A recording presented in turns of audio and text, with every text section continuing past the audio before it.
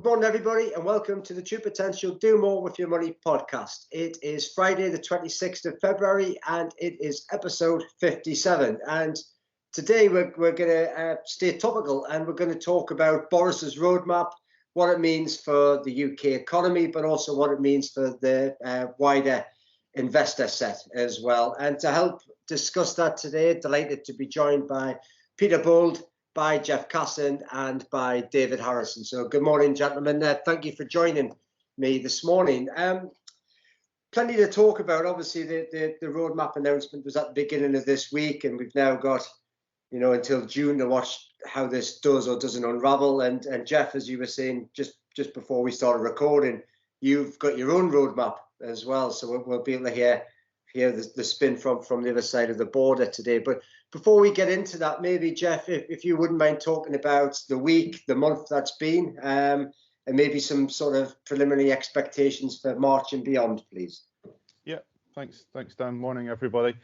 Just in terms of markets over the week, and then I suppose expanding that out into what we've seen over the course of the month, it's been really a month where we've been thinking about what's been happening in sovereign bond markets, and how that's been playing out in people's thoughts around economic growth, economic improvement, but also what comes with that is slight concerns about the direction of inflation.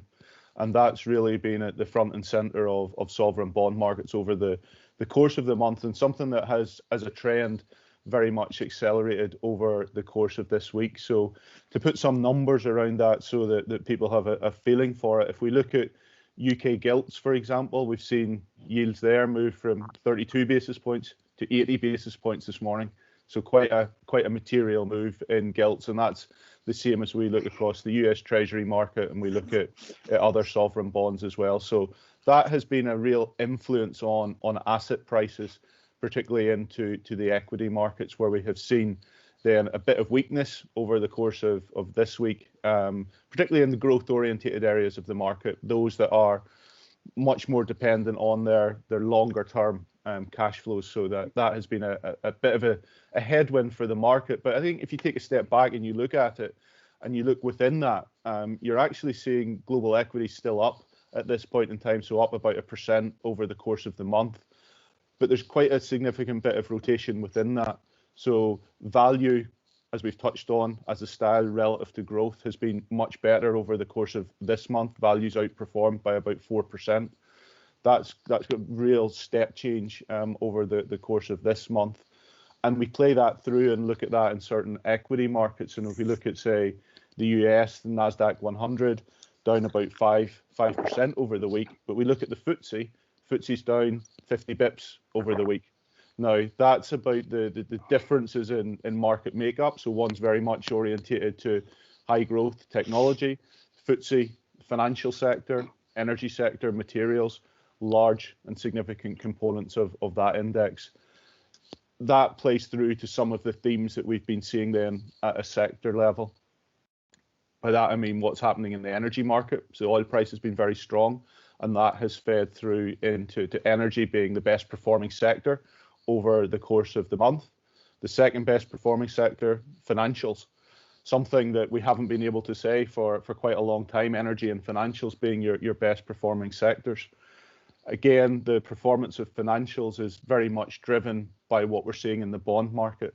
As the yield curve steepens, yes, it speaks to economic growth, but it's also better for financial companies' business models, in the sense that they borrow short and lend long, so they make a spread on that business. If you get a steepness in the yield curve, that's a real positive for the financial sector. And that's really been the sort of the key theme that's played out there. One of the things that we'll come on and I'm sure discuss around the roadmap is just what's been happening with sterling. So we've seen sterling be relatively strong over the course of the month, move very close to $1.41, which is somewhere where we haven't been since April 18. So quite a bit of a change there as well. So lots to talk about, lots going on within markets, but really the key focus has been around what's been happening in sovereign bond markets, the rate of change within sovereign bond markets, and the implications that has for other asset classes over the course of the month. Perfect. Thanks, Jeff.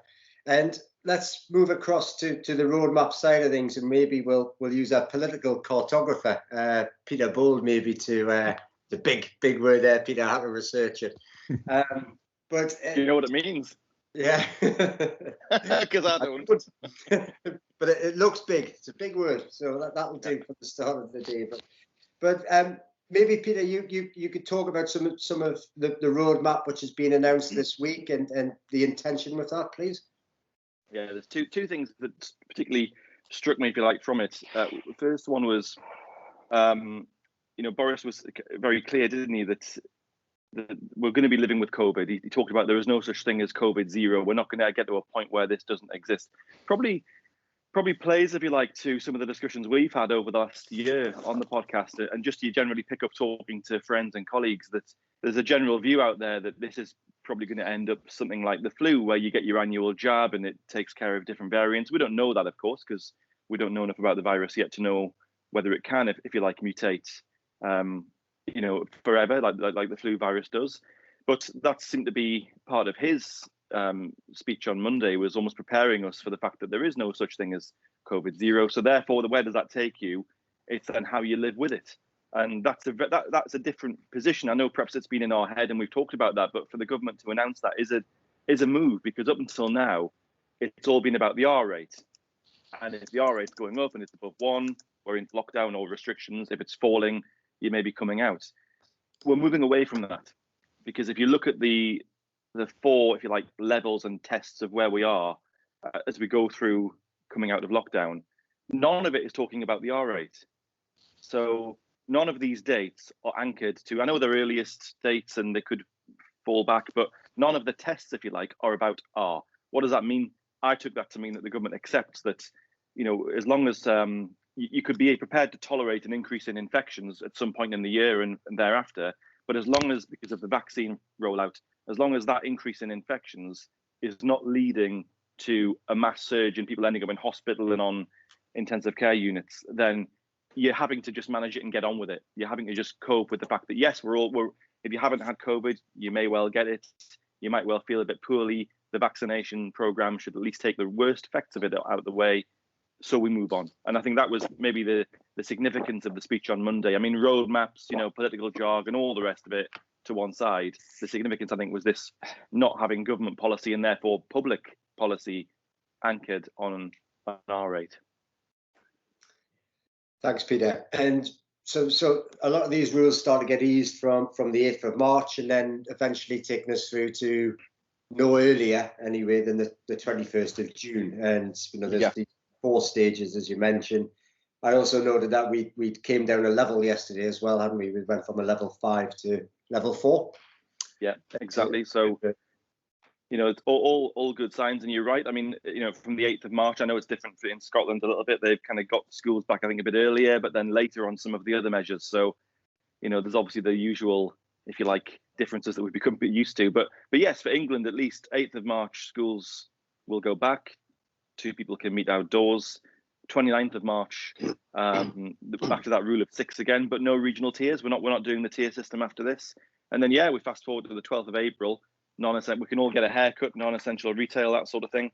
17th of May, which incidentally is the day before my birthday. We can get down the pub on the 17th of May. So you can see that's called influence for you. And then 21st of June, as you say, all restrictions lifted. All legal limits lifted. But they're earliest dates, as you say. There's a lot of time. Just one thing, there was obviously a lot of excitement and disappointment in equal measure on Monday. Some people excited that we're now going somewhere. Obviously, in some of the various industries, got a long way to go yet.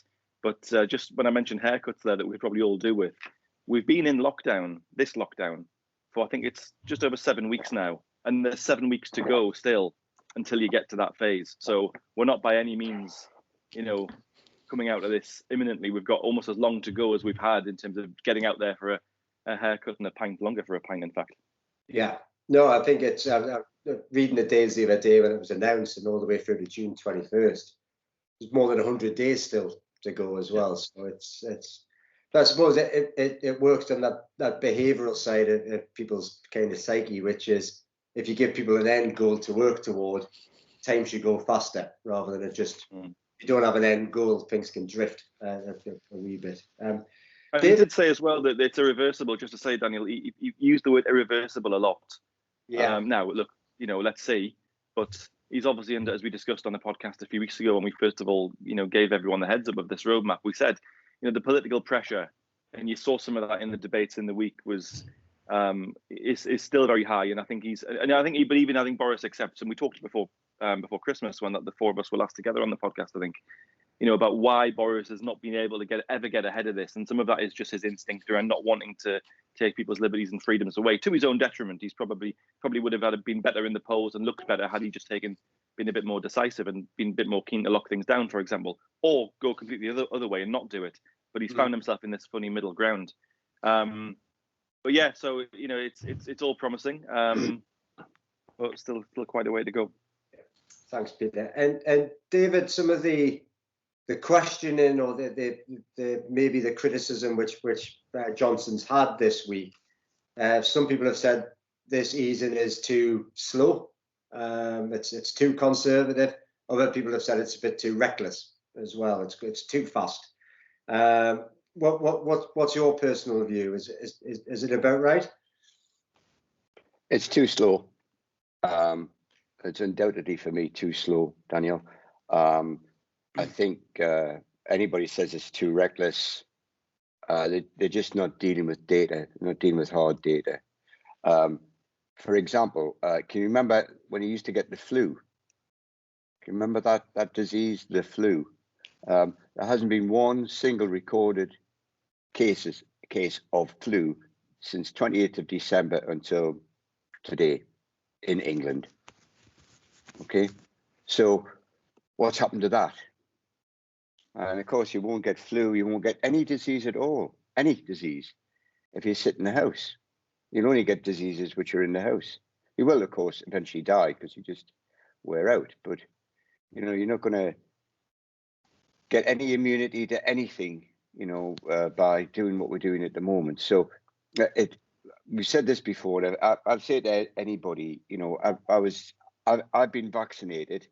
My wife is still not waiting for a vaccine, and she went to pick up she's on medication for rheumatoid arthritis. So when she went to get her medicines yesterday, she said, I know I'm not allowed to ring up because your phone system says, press 1 if you want a walking stick, press 2 if you want a hearing aid, speak up, press 3 if it's about COVID, don't bother contacting us, And, if I was a doctor, I would think, I wonder why people are trying to contact me. Well, I wonder why my patients are trying to contact me right now. I wonder what they're worried about. Oh, that's right. They're worried about the medicines. They're worried about COVID. That's your job, is to talk to people. Have somebody talk to them about it. Oh, he's not bothered about it.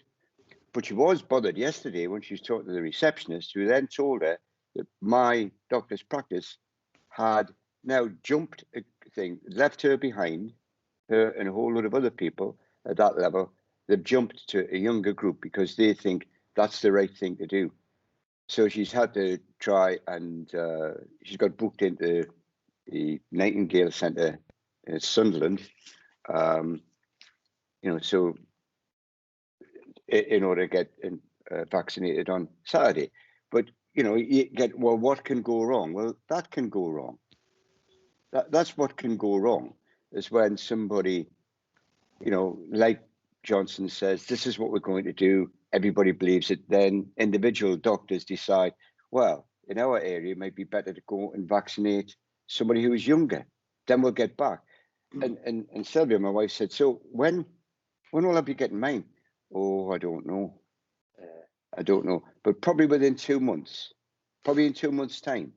You think, well, right, fine. There's loads of examples of this now, isn't there? Of people who are in their 50s. I've got someone in London who's in his 40s and he's had it. And you think this is crazy. And it's, what was great, David, just to that point, was when we did the first one, it was the 4 groups, 15th of February, dead clear, and it worked. Yeah. Why? As we've said on this podcast before, there'd be no time to complicate the system. But now no one seems to have a clue. If you live in one postcode, you might be into the 50s. If you live in another postcode, you can be in your 60s and have still not had a letter. It's getting complicated. It's getting messy, like the tier system did, where people just lose track completely. and then the whole thing. So they're at risk now of turning what's been a great success into looking like a mess, frankly. Yeah, well, I think it was you, Peter, or might have been David, said last time we were all speaking, I think 3 or 4 weeks ago, the vaccination programs worked really well because it was centrally controlled and the bureaucrats hadn't had a chance to get their hands on it yet. Yeah. Kind of what David's saying there, it sounds now like the bureaucrats have got their hands on it and they're now starting to make these regional decisions instead of just keeping it very clear. This is the national strategy. We're working from this priority group to that priority group to that priority group, and they should stick to it. And that way everybody knows where they are. Because it doesn't take much. All of a sudden, you're right, Peter. I know someone who's 34-year-old, fine health, got it. I was laughing about something. I can't remember I said this on the podcast, so apologies. There was a 20-something-year-old got it. He was in the news, and the reason why was because the NHS had recorded his height wrong.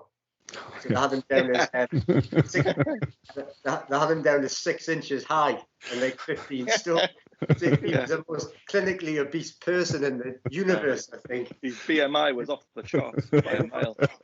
It turned out the lad was 6 foot 15 stone. But so he was in the news saying, I've had it. But yeah. But it's funny, we've went the other direction in terms of having it being more administered by the GP surgeries and going down through the various different age groups, which was working well, to something that now is getting centralized and is not working as well. So it's a fascinating thing, isn't it, when you just think of the 2 different countries, completely 2 different approaches, and something that was working well in both is now not working as well as it should be. If one could just, I suppose, put in place a much more national way of dealing with it, we'd end up with a better conclusion. But it just seems that we can't do that. Well, it's funny, isn't it? Because it goes against what your instinct would. You should think, well, someone 300 miles away in Whitehall trying to tell the local GP surgery, which is probably a 3-minute walk from where I'm sat now for me, are they not better knowing how many vaccines they've given, who's on the list? Surely they're going to know better. But it never seems to work. I've got this, as David knows, we've spoken about this before. I have a curious opinion when it comes to devolution and localism and all this stuff. It should work, but it never seems to work as well as you would want it to. No, I think my instincts would be give it to the GPs because they've got a finite amount of patients. They've got the patients' records. They should be up to date, and clearly, if they just kind of followed not orders but just direction, what we then know is the whole of England, at least, would be at the same stage, which was, whether you agreed with that stance or not. It doesn't matter if you think that's the right thing or the wrong thing. Once you decide to do something, it's the same as in business. Once you decide to do something, follow that plan. Otherwise, you won't know if it's working. You won't know if it's a bad decision or just a bad execution of your plan. If everybody's just doing what they think, you don't know as a leader what's going on, and therefore you make bad decisions. I've been on record saying it's an interesting decision to vaccinate according to age, because the clear objective there could be no other objective than to save lives of older people. On top of which, the data shows us, and I think I believe the data now. I think by now you've got enough data, you've got enough facts and figures there. You can certainly believe the data about how many people have died, for example. That one's particularly hard to fake. If you look at the data, go back 12 months, go back to the start of this, 99% of people who've died are in the age group of 70 and above. So there's hardly anybody of the people I'm looking at on the call who I'm in that higher age group. So, I should have been concerned in case I got it, because there was a higher percentage for me that I would die than the people I'm looking at on the screen today. So whether you think that's the right approach or not, my view was we should give it to people and get them back to school and get them back to work. And yes, of course, you're going to get a surge, but the surge you will get are in people who are working, who are young, who have not suffered from the disease the way that older people have. And to a certain extent, you just say to the older people, including me, just stay in the house for a little bit longer. You know, just don't see the grandchildren. Just don't go for a haircut. Who the hell? I mean, they must be soft in the head. Go, oh, I need a haircut. You know, just cut your hair. But the major breakthrough, let's get rid of that sugar coating. There's plenty of that goes on in any case. You know, there's plenty of lockdown heroes and that. There's plenty of that going on without me adding to it. What saved our bacon here are private big pharma companies, you know, which under normal circumstances, politicians have a go at, don't they? You know, they're supposed to work for free, you're supposed to do this, we're going to tax them, we're going to do this. If Amazon was a pharmaceutical company, you know, they'd be wanting to drag the CEO through the streets, you know, on the title back of a chariot because of whatever. Well, it happens to be the pharmaceutical companies now are great, you know. And it's an interesting thought, that, isn't it, when you think about sort of political rhetoric in the US and up then through the election campaign. It was all very much about big tech and technology being the bad influence. If you would go back 4 years, it would all have been about pharma and the role of pharmaceutical companies, healthcare companies, Medicare companies, and how they are, you know, profiting from people's ill health. Yet, you know, you look today, as you say, David, and you've seen it within the space of 9 months, we've went from identification of a virus to a vaccine, which is pretty much unheard of in a historical context. If you look back at whatever you think measles or whatever, it took us 7 years to get a vaccine that was successful and could be used, and that's been enabled by technology and technology evolution. Yet that's not really acknowledged at all at this point in time with pharma companies. They're just they're not being, I suppose they're not getting the credence, the thanks for what they've done, when they, you know, if it hadn't been for that, you wouldn't have had a vaccine as quickly as we have. What you seem to get instead, Jeff, you seem to get the kind of the conspiracy theorists coming out saying, well, 7 months nowhere near long enough, and instead of, you know, the reality. I've got a couple of friends who are PhD chemists, as you know, and they just said this is the way every vaccine should be. We've had all of the political power pushing the regulators to, basically they say so much time gets wasted because the regulators tend to be academics and professors as well. So I'll have a look at that, and then I'll have another look at it in a few months' time, because I'm on my holidays now, and then I'll have another look at it in a couple of months' time. Whereas this time you've had the government saying, no, you'll sit at your desk and you'll look at the data and we'll test, and we'll look at the data and we'll test, and we'll look at the data, and then you've had all of the money behind it as well. And it's just they've said, hopefully this has kind of opened the door. This should be a great way to eradicate a lot of future diseases.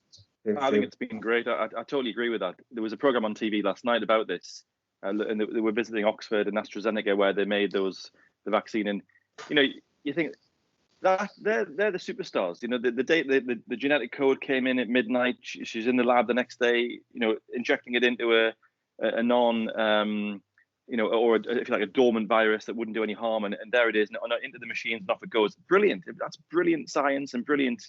A brilliant effort across everyone to do that. I think you end up in two camps, don't you? You either, and I saw some ex-politicians and current politicians saying, I'm a bit dubious about this vaccine, you know, it should normally take 5 years, to your point, Dan. And you come down, I think you end up in one or two camps. You're either thinking, I'm dubious because why have they done it in 7 months when it should take 5 years? Or you're in the other camp where I am, where you're thinking, why would it ever take 5 years? Why should it ever take 5 years to do that? I think the thing there is, and it's really quite crucial, if we think about the Moderna vaccine, it uses a very different technology, and it uses genetic sequencing to do that. Mm-hmm. And that is where, you know, technology and computing power has monumentally changed how one can think about building and constructing vaccines and or other medical treatments going forward. And that's, I think, the real step change. That it takes people a long time to see technological change, but that's technological change in the research and development area of pharmaceuticals.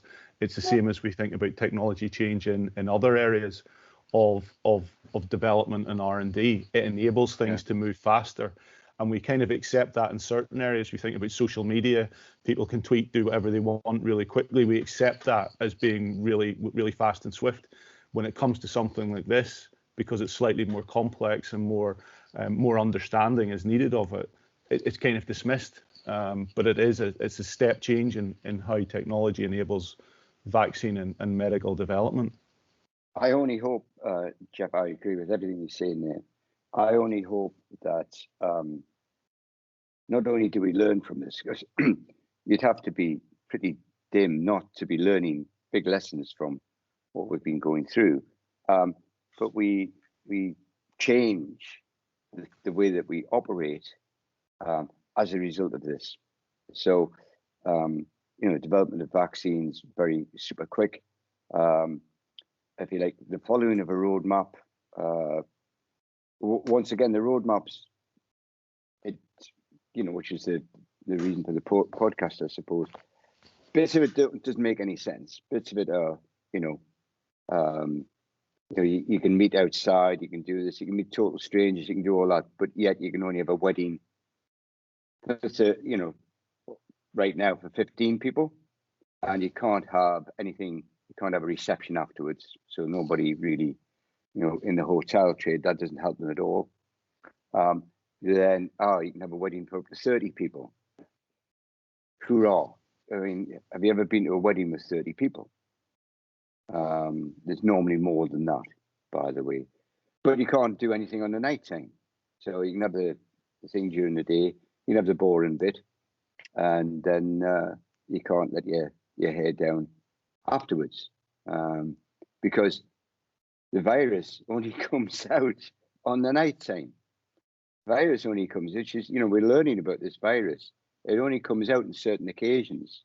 You can meet the same people under a different heading and you won't get the virus. But if you meet them again in a different setting, you'll catch it, and so on. So there's some sense in what they're doing, but there's still nonsense in the way that you can imagine some kind of nerd categorizing and being really, I mean, for some people, this is the pinnacle of their career. They've got minor petty regulations coming out of their, off their pens, left, right, and centre here. And I don't know who writes it all down. I just never want to meet them. I think they'll be dreadfully, dreadfully boring.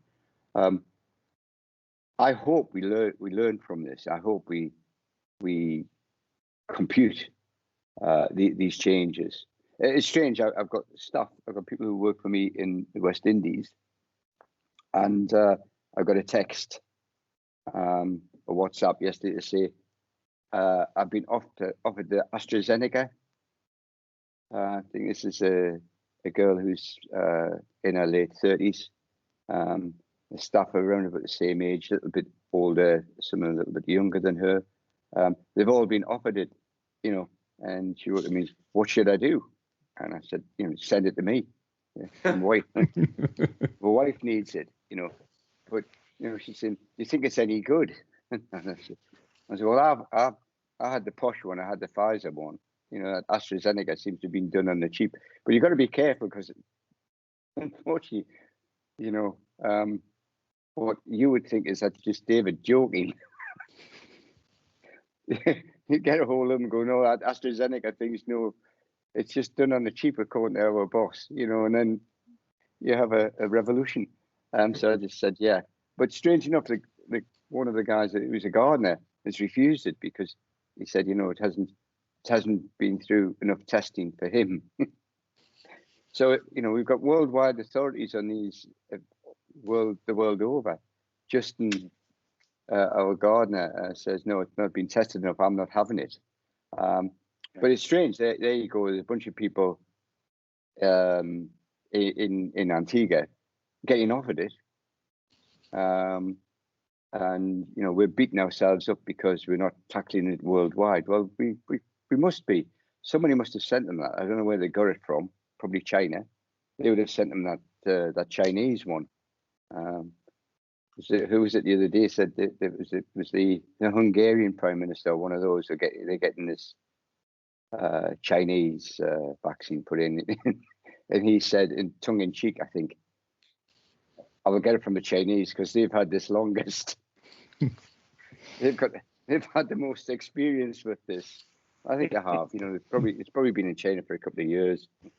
So with Jeff, you were talking about the market and the introduction side of things, and with this roadmap, I suppose that if we look at the UK side of things, I suppose hospitality, retail, the roadmap more or less affects those two sectors. Has it been seen positively by them, or? Certainly, it's been seen positively in terms of the share price reaction to some of those types of companies over the course of the week as more information has emerged. But I suppose, like anything, when somebody's telling us that their bookings or whatever have went up 1,000%, it's probably off a very low number.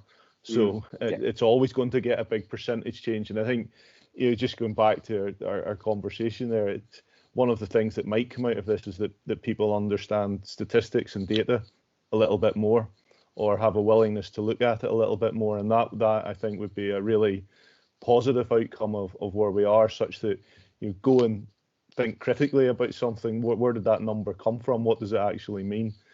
So yeah, you've seen a positive reaction in those areas of the market. I think the big thing really about what's been happening within the UK market itself has been two things.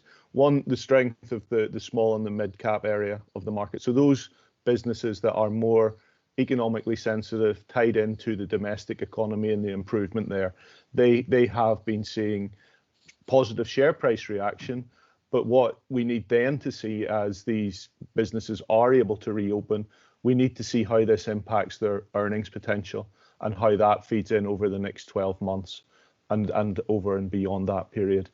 The other thing that's influencing the FTSE, and I touched on this, is really the energy names and the financials in particular. So it's not as much driven by the domestic economy as opposed to what's happening internationally. And it is, commodity prices have increased. That's been a positive for materials, positive for energy companies. It tends to be a good leading indicator of economic growth as well.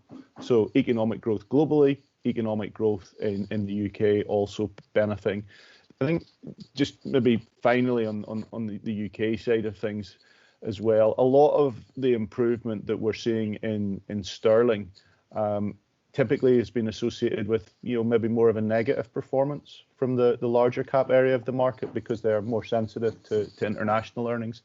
That's not been seen to the same extent over the past couple of weeks. So what does that potentially suggest to me? That more international capital is potentially looking at UK assets coming in. So you're getting the overall market move up at the same time as sterling is strengthening. Why is that? Well, we know that the UK has been a laggard in terms of market performance, that sector makeup as well. But valuations are very attractive for UK assets, and that could be one reason that we're seeing both trade buyers coming in and looking at UK assets, but also international allocators, i.e. those of large pension funds, putting some money to work in the UK market as well. So it's an interesting dynamic between what we see in the domestic economy, how that impacts the FTSE 250, and then what we see in the larger cap area of the market. Sorry, excuse me, and how that impacts the FTSE 100. So positive sentiment there, definitely. We just need to see a number of that being delivered as the roadmap works its way through, and activity does improve. Thanks, Jeff. And just to help some of the audience who haven't heard us talk about it before, you obviously mentioned the FTSE 250 versus, say, the FTSE 100, and kind of why the differentiation in terms of kind of international domestic outlook? It's just so if we think about the FTSE 100, we have a larger proponent of international companies, so more of their revenue comes from overseas. Whereas if we contrast that with the FTSE 250, we would probably say that the majority of their revenue is coming from the UK domestic economy. So that's why we get that difference in performance and difference in sensitivity to the currency. So to maybe, it's the same as if we go and I suppose on holiday, it has the same impact for ourselves in terms of the exchange rate that we get. If sterling is strengthening, that's a positive for us. But if you're earning a lot of overseas revenue, you bring that back to sterling, it's a negative if sterling's strong. That's the dynamic that it works in terms of those larger companies versus the FTSE 250. Good, thanks, Jeff. And Peter, what that means to you when you're on holiday in Magaluf later this year, you can get a pint cheaper now. Oh, that's good news. Yeah. Never mind that vaccine. A cheap pint, I'll just take that. You'll need the vaccine and the vaccine passport, however, maybe to get us there. Well, what's interesting is because there's only they reckon about 50% of the population's ever going to get this vaccine.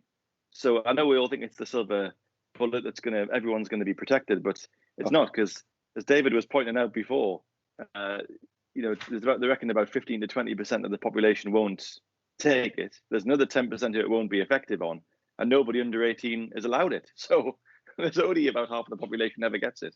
So all those people who've just turned 18 that want to fly off that sit next to David on the EasyJet, the Benidorm or whatever, wherever David goes on holiday, they won't have had it, David. You'll have to get that speedy boarding pass to make sure you're at the front to keep away from all those 18 and 19-year-olds who probably won't have it. No, well, good. Well, look, we've got a roadmap at last. It's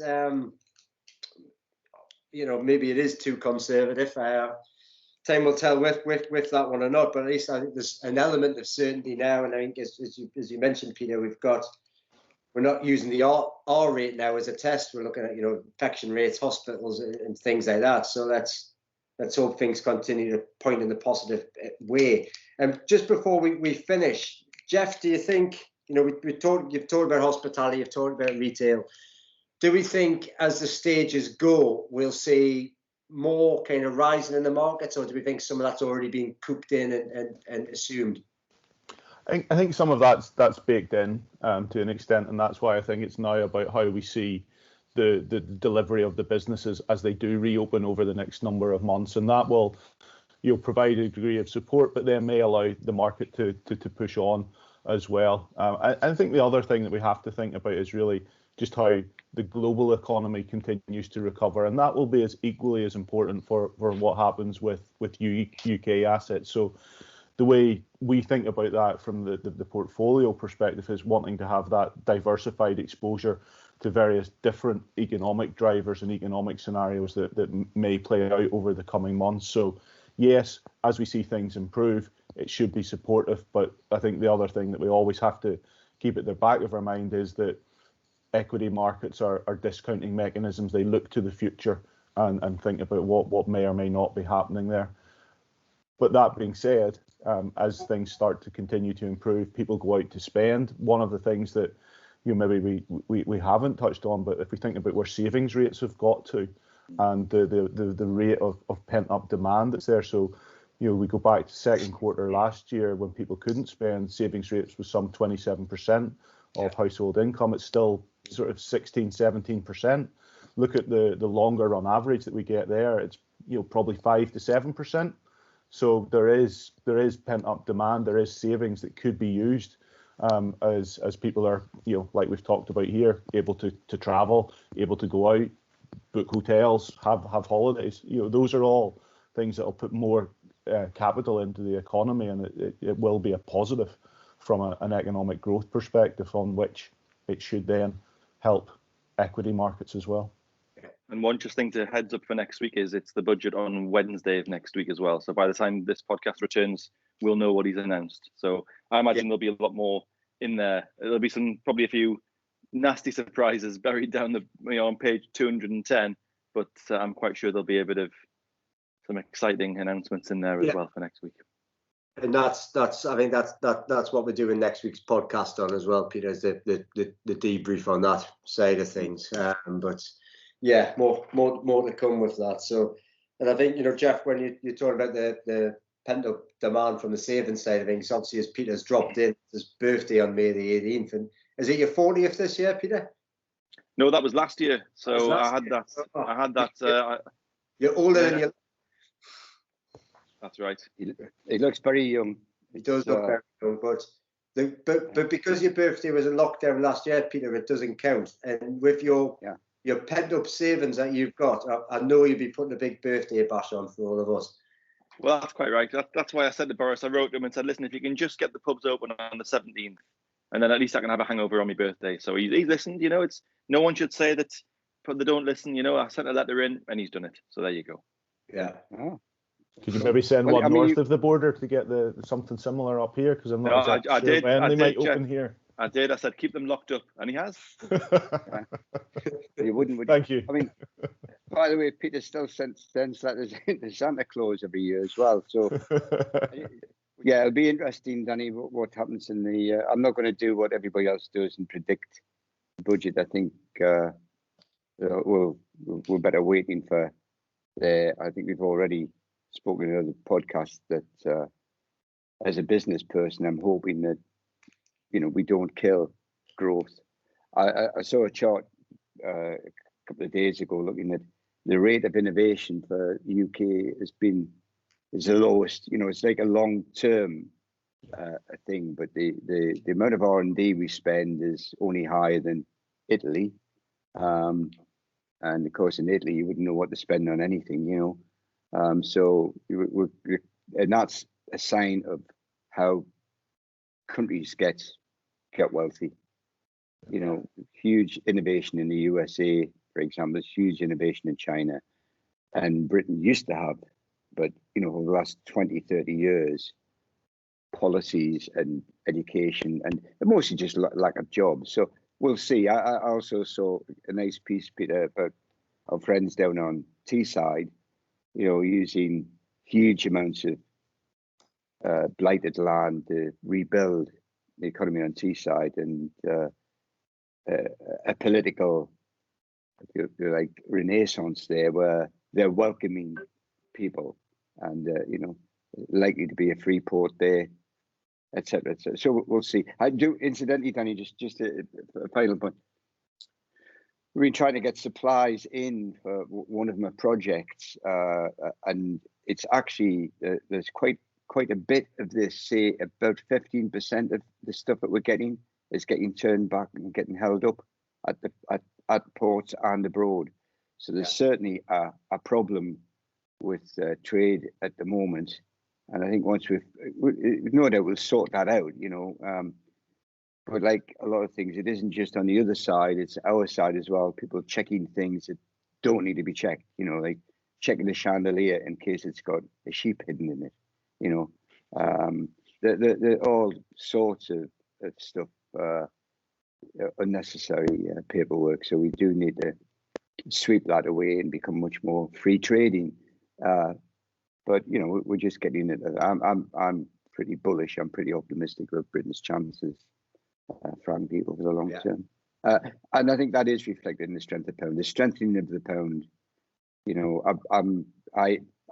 one of the few things I look at every single day. I've been buying pounds now buying dollars, since it was below 130, and it's been quite a decent run in there, because I do need money for dollar assets, both now and in the future. So I think it all goes well. I think we're only ticking along at 20 to 30% of what we could be doing as a nation right now.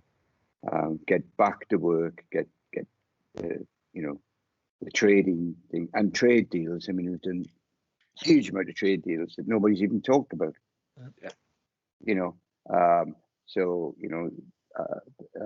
We've yet to see the benefits of those things here, but there are undoubted big benefits of being free of that. I'm not I don't want to be silly. I'd never believed in the EU in terms of it being a federation. I think as a common trading area, as a free trade area, I think great idea. But bear in mind, it's only free trade if you're inside it. So and we're beginning to see the cracks open up in there. I think Germans' need for cheap gas and cheap oil and all the rest of it, and all the rest of the stuff which is going on with Russia, that would begin to create a big issue there for our federalist friends. Anyway, it's a different topic, but that was meant to end on from my point of view, a high point. I think we're good. I think to summarise, I think the roadmap is too long. It's too long a road. I think it could have been shortened by at least a month. I think that we do damage to businesses at our peril, because some businesses will not exist coming out of this. That's sorting out, if you like, the weak from the strong, you could argue. However, it probably took, if every business closes, it takes 5 to 6 to 10 years to get that business to that point. These aren't something you switch on. Politicians don't understand that, because mostly politicians haven't started businesses. Oh, good one. Great summary, David. So I'll not say anything more. So thank you very much, David. Thank you very much, Peter, and thank you very much, Jeff, for all of your input today, gentlemen. And thank you, ladies and gentlemen, as well for tuning in. Hopefully, you share our optimism and reasons to be happy, reasons to look forward as well. So. Thanks, everybody. Please don't forget to like and subscribe this video. Please don't forget to tune in next week as well, when we'll debrief some of the budget. So thanks, everybody. Have a lovely weekend, and speak to you next week. Cheerio. Bye-bye. Bye, everybody. Subscribing to the True Potential YouTube channel is quick and easy. Simply go to your YouTube app on your phone, type in True Potential, and press the red subscribe option. You'll then be notified as and when new videos are released.